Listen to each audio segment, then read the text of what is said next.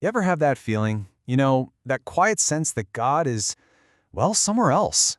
You believe he's there, of course, but he just doesn't feel close. If you've ever been in that place, you know exactly how lonely that can be. But what if that feeling, as real as it is, isn't telling you the whole story? We're going to dive into that today because there is so much hope to be found right in that feeling of distance. And it all starts by getting a clearer picture of who God actually is. So, let's ask the big question. Why does God feel so distant sometimes? Well, here's the thing. It's almost never about God moving. It's about our own perception. It's about what happens when our heart starts living in the shadows. Think about it. Our hearts are these incredibly complex things, right? They've got at least three major parts that all work together. You've got your mind, which is where you decide what you believe is true. Then you have your affections. That's all about what you love, what you desire, and of course, what you fear. And finally, there's your will. That's the part that makes choices based on what your mind believes and what your affections desire. All three of these are constantly shaping how you see God. And this is how that feeling of distance usually kicks in. It's a cycle. First, a lie about God finds a little crack and settles into our minds. A thought like, he's probably so disappointed in me. Or maybe he just doesn't care about this. Then, that lie plants a seed of fear in our affections, a fear of being rejected or punished. And what do we do when we're afraid?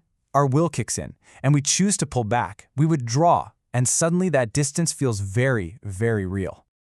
But here is the most important truth you need to hold on to. Our feelings, our choices, our changes, they don't change God, not one bit. He is constant.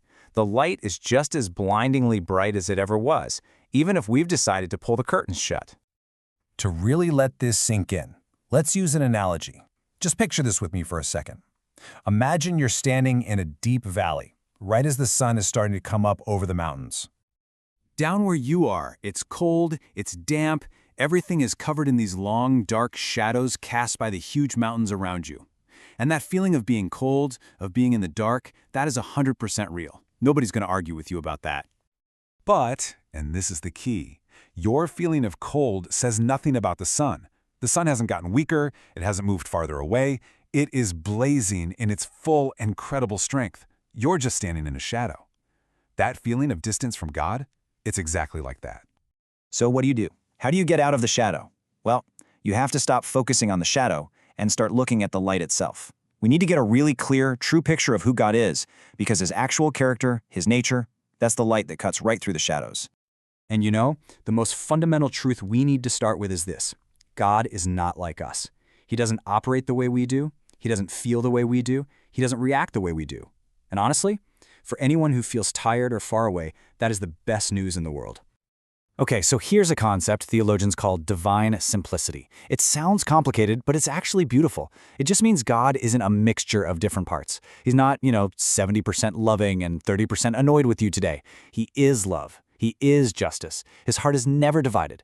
When he looks at you, you get all of him. His affection isn't partial, it's whole and complete. And then there's this, God's immutability. This is an absolute game changer. It means he does not change. Period. Ever. In a world where everything feels like it's shifting under our feet, he is the one solid, unmovable rock.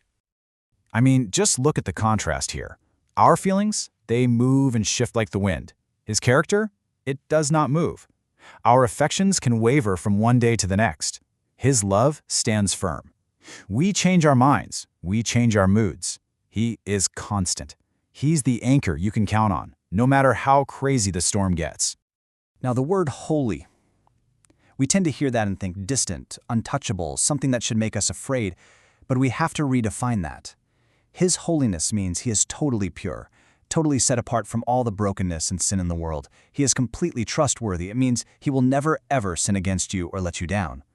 So his holiness isn't a danger to you, it's your ultimate safety.